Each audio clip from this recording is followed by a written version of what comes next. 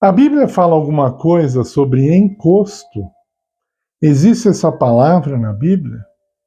Não, a Bíblia não usa a palavra encosto. A Bíblia usa algumas coisas que nós vamos esclarecer que muitas pessoas interpretam como encosto. Bom, começar pelo que as pessoas dizem através do Espiritismo e outras religiões semelhantes, e depois vamos chegar no que a palavra de Deus diz. Bom, as pessoas que acreditam em encosto dizem que são espíritos que desencarnaram e ainda não acharam o seu rumo e que estão esperando para entender o que está acontecendo. Alguns ficam sentados no cemitério, outros ficam perturbando as pessoas através de vultos, aparelhos eletrônicos que ligam e desligam sozinho, através de fedor e outras coisas semelhantes a essa. Então, esses mortos ficam fazendo isso porque eles ainda não entenderam que não estão mais no nosso plano. Tudo isso, até Marvel podia escrever sobre o assunto, talvez até melhor. E são fábulas. Me perdoem a franqueza, são fábulas. Agora, a Bíblia diz alguma coisa sobre sermos incomodados por seres que não estão aqui visivelmente entre nós? Sim. Só que a Bíblia não diz que são os mortos. A Bíblia fala que são demônios, e esses demônios muitas vezes imitam as pessoas que morreram. E por isso, muitas pessoas se enganam com essa falsidade doutrinária, ou dogma, ou ensinamento, seja como você quiser chamar, de que os mortos não estão realmente mortos, estão andando por aí. Então, até milhões, de pessoas que acreditam na Bíblia acreditam que os mortos estão vivos. É incrível, né? Mas o próprio dicionário deixa claro que o morto está morto, não é?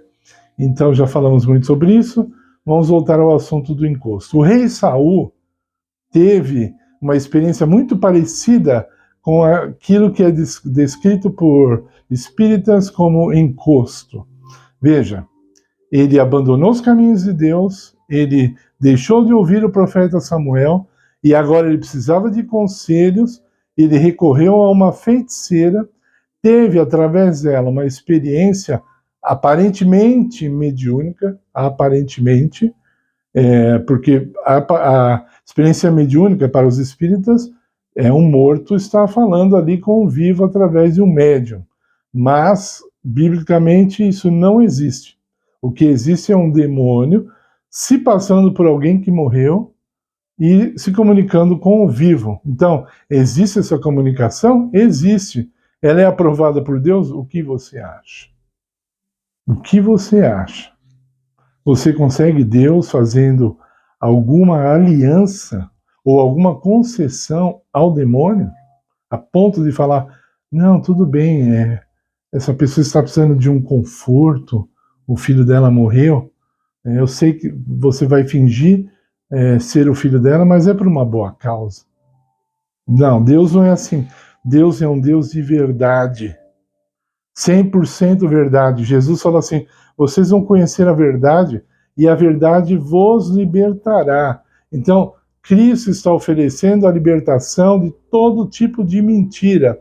E quando nós queremos acreditar em outras coisas que não são em sua palavra, nós estamos acreditando em mentiras. O apóstolo Paulo diz em Gálatas, capítulo 1, verso 9, se alguém vier pregar para vocês um outro evangelho, ainda que seja um anjo, ele diz, botando uma autoridade enorme, né? Ainda que seja um anjo, não acrediteis, não creiais, é mentira.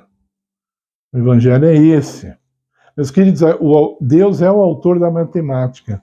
Ele colocou lá que 2 mais 2 é igual a 4, e isso acontece em qualquer lugar do planeta.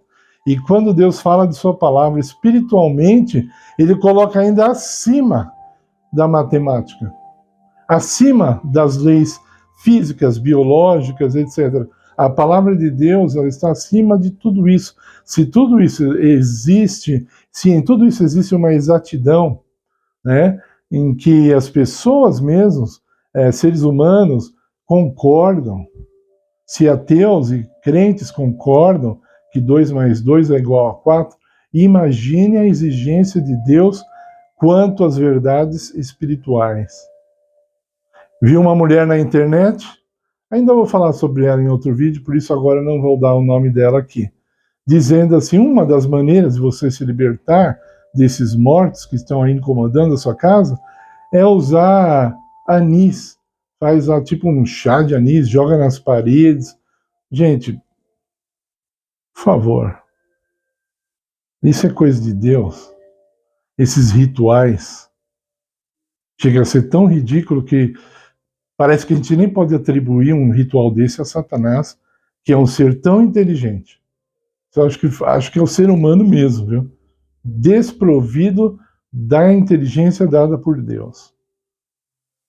Incrédulo quanto à palavra de Deus. O que nos liberta de demônios ou de atuação maligna em nosso lar é a oração, é o estudo da palavra de Deus, é o jejum que Jesus falou. Não é a igreja que está falando, não é o Mário que está falando. Jesus falou da importância do jejum para quebrar essa maldição. Você orar em voz alta, sabe, buscando a Deus. Eu não sei se você assistiu um filme chamado Quarto de Guerra. Assista esse filme, ele vai te dar muitas ideias positivas do que é que a Bíblia diz sobre essas coisas, como quebrar essa maldição que está querendo destruir sua casa. Nada de pãozinho da Igreja Universal, né? Lembra a Igreja Universal distribuindo pãozinho? A pessoa levava para casa, um membro lá me mostrou, um membro da igreja, a pessoa levava para casa, aí o demônio entrava no pãozinho, aí a pessoa levava o pãozinho de volta para a igreja, esse pãozinho era queimado lá. Eu cheguei para esse homem e falei assim, o pão simboliza quem na Bíblia? Aí nem isso ele conseguia responder. Eu falei, o pão não simboliza Jesus? O pão da vida? Ah, é verdade. Então você pede para o demônio entrar em Jesus, e aí leva para a igreja e queima Jesus? Graças a Deus esse homem aprendeu, ele foi iluminado pela Bíblia e saiu dessas mentiras, dessas fábulas, né? Teve um tempo também que algumas igrejas ofereciam rosa, né? Lógico que era pago, né? Não cobrava direto ali, mas era pago, né? Leva rosa para casa, é um amuleto, uma macumbinha evangélica, e aí ia lá, os demônios ficavam na rosa, aí sei lá o que fazer com a rosa, nem lembro mais. Meus queridos, a verdade é a seguinte, quando o homem se afasta de Deus, ele procura rituais para poder substituir a Deus. É flor, é pão, é anis, é outro, sei lá, defumar a casa, seja lá o que for. Tudo isso, presta bem atenção agora, estou chegando no fim do vídeo.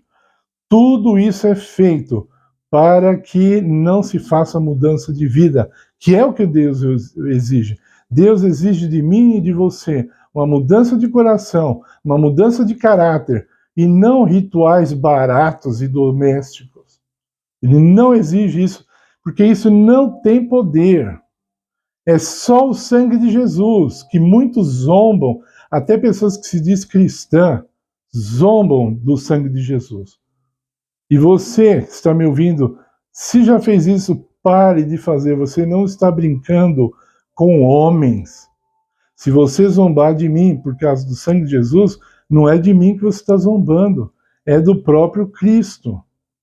Você está atraindo coisas ruins para a sua vida ao blasfemar do sacrifício de Jesus. Um sacrifício de amor que foi pensado em você. Jesus derramou seu sangue para que você obtivesse vitória. Vitória sobre o seu eu, vitória sobre o pecado, vitória sobre os demônios, e aí você pega o precioso sangue de Cristo e substitui por um chá de anis, por uma rosa, por um pedaço de pão, ou seja lá o que for. Pare de brincar com a sua salvação. Pare de brincar até com a sua vida presente. Porque até a sua vida presente é afetada por causa dessas mentiras e por causa dessas fábulas. Aceita Jesus e ponha o demônio para correr da sua vida, da sua casa, dos seus negócios, da sua saúde, etc. Por favor, deixe o seu like no nosso vídeo, compartilhe. Nós moramos num país pagão que precisa de muita luz porque se encontra em muitas trevas. E as velas que são vendidas por aí aos milhares não efetuam absolutamente nada. Mesmo que os espíritos dos mortos estivessem por aí, você acha que isso é um pedaço de cera que você queima e eles vão sair correndo? Ou um chazinho de anis? O chá é até agradável, o cheiro. Por que o diabo vai embora? O morto vai. Agora sim, agora eu estou convencido que aqui não é meu lugar. Estou sentindo um cheirinho de anis, então é hora de ir embora. Meus amigos, mas nem no desenho do Pernalonga você vê tanta besteira. Compartilhe o vídeo. Se inscreva no canal se você ainda não é inscrito. Leve a Deus a sério, porque Ele te leva a sério. Ele quer transformar a sua vida. Ele quer te dar vitória. Isso está dependendo só de você. Em nome de Jesus. Amém.